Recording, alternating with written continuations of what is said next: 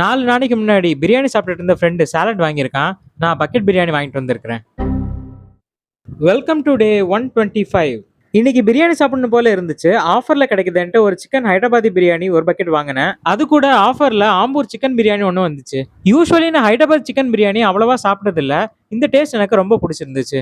Rice மட்டும் கொஞ்சம் வெந்திருக்கலாம். Ambur chicken biryani ஒரு ஓகேவான டேஸ்ட்ல இருந்துச்சு.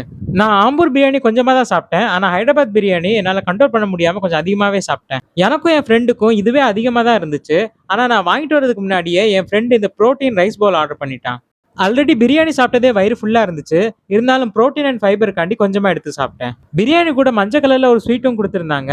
மூங் தால் ஹல்வான்னு நினைக்கிறேன். பட் கன்ஃபார்மா தெரியல. உங்களுக்கு தெரிஞ்சிருந்தா கீழே கமெண்ட் பண்ணுங்க. அதை நானும் என் ஃப்ரெண்டும் பாதி பாதி எடுத்து சாப்பிட்டோம். 2 பேர் சாப்பிட்ட பிறகும் பிரியாணி நிறையவே மீதி இருந்துச்சு. அதனால குவார்டர் கிரில் சிக்கன் வாங்கி அது கூட வச்சு டின்னர் சாப்பிட்டு முடிச்சிட்டேன். கிரில் சிக்கன் கூட ஒரு குப்பூஸும் வந்துச்சு. அதுல கொஞ்சமா தான் சாப்பிட்டேன். கடைசியில பிரியாணி குபூஸ் ரெண்டுமே கொஞ்சம் மீதியா இருந்துச்சு. இன்னைக்கு மத்தியானம் வாங்கின பிரியாணி தான் நைட்டு வரைக்கும் சாப்பிட்ருக்கோம். கூட கொஞ்சம் புரோட்டீனும் கொஞ்சமா ஸ்வீட்டும் எடுத்திருக்கிறோம். பிரியாணி கொஞ்சம் ஆயிலியா இருந்துச்சு. கொஞ்சம் அதிகமான அளவுலயே சாப்பிட்டோம். அதனால இன்னைக்கு நம்மளால கேலரி டெபிசிட்ல இருக்க முடியல. மீண்டும் சந்திப்போம்.